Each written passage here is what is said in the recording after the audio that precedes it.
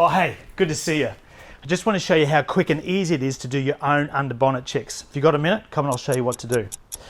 What's really important to remember though is to not do these checks when the engine bay is hot. So it's best to do these things first thing in the morning. Now there's a few things that we can actually check here just by looking at clear reservoirs, things like power steering, brake fluid and coolant. In this particular case, we've got the brake fluid here. It's sitting about where we need it to be, so that's fine.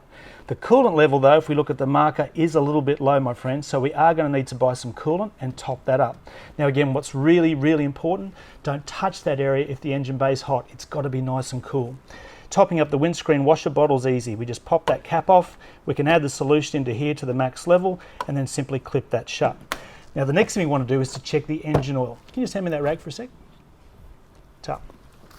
All we've got to do is find the dipstick. We just pull that out, wipe it off as we go, pop it back into the slot, let it click and sit, ease it out, and what we're looking for is for the oil to be sitting at that top marker, in which case it's doing that right now, so that's ideal.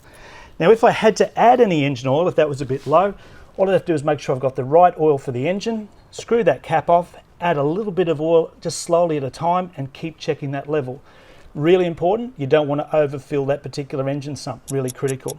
So there you go, really easy. You don't need to be a mechanic to do your own under bonnet checks. Be sure to watch the rest of the videos on our website for 5 checks you can do at home in just 5 minutes.